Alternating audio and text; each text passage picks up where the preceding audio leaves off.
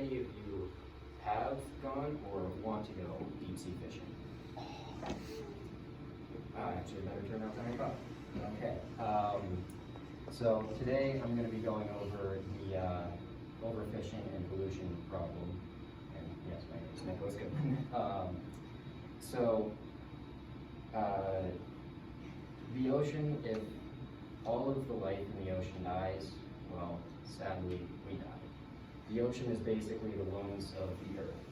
And the biggest problem that is destroying the ocean is overfishing and pollution.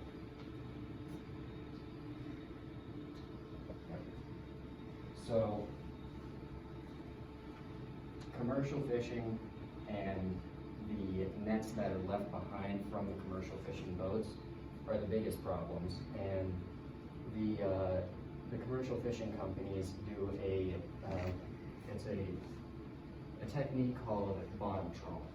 And bottom trawling is when you use a net like this and it just drags along the bottom of the ocean.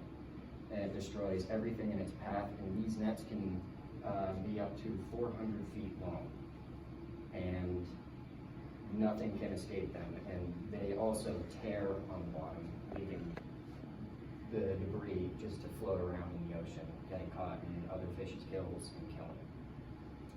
So, actually, granted, my object, yes, this is the laundry hamper net, but it is made of nylon thread, which is what 90% of these nets are made out of, and it is not decomposable. So these will stay in the ocean for the remainder of our time. And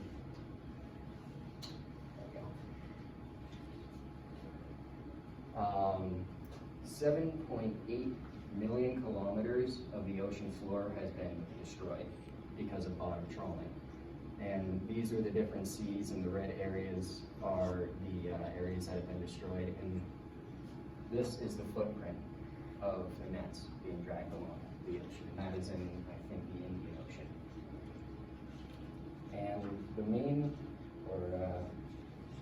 around 580 square miles of the ocean floor is destroyed every single day. And it is not slowing down, it is only getting worse. And that is from the Europe.oceana.org. In 24 regions in Africa, Europe, North and South America, and Australia show that 14% of the ocean floor shallower than 1,000 meters have been destroyed. Which brings me on to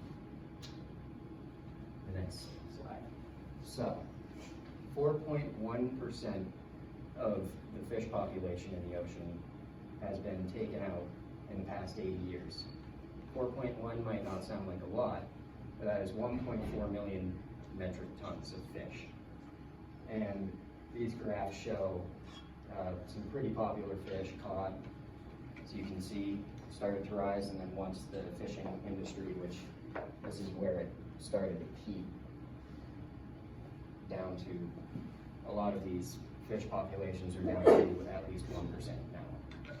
The tuna population has gone down tremendously, and the shark population, sadly, if we lose sharks, we lose tuna, then the fish that tuna eat will lose them, and then it will go on down, and we will lose all the fish. Which,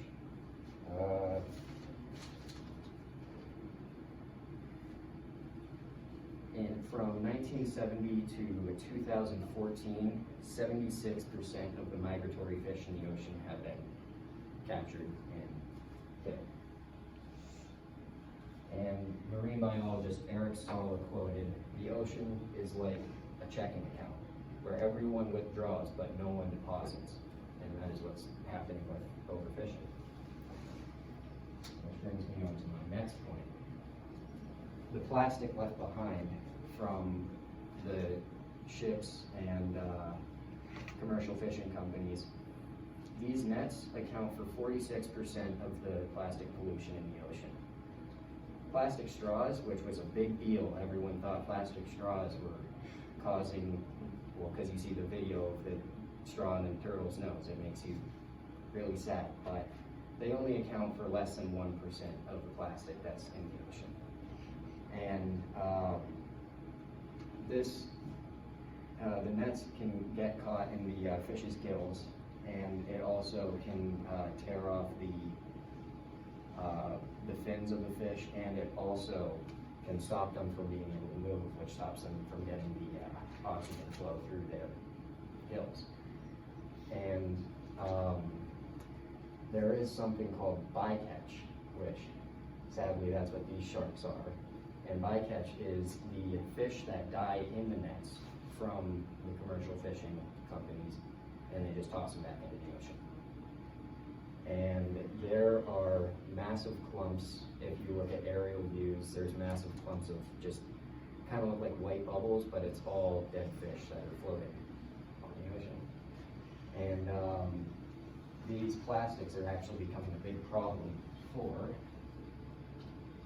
whales and dolphins, which whales and dolphins are actually one of the most important animals in the ocean because their excrement is the food for phytoplankton. Phytoplankton produce 80% of the Earth's oxygen. Whales and dolphins die, phytoplankton dies, we have no oxygen. And 40 countries hunt these animals. And in Japan and in Iceland, they have an annual celebration where they bring in massive pods of dolphins, and they have whalers, and they just slaughter them. And as you can see, these are the populations. And I hope this presentation kind of gives you a little more insight to just how bad these problems are. And I'm not trying to tell you to cut fish out of your diet, because I know I will not be able to, because I love fish, but at least know how much you're taking, because every little bit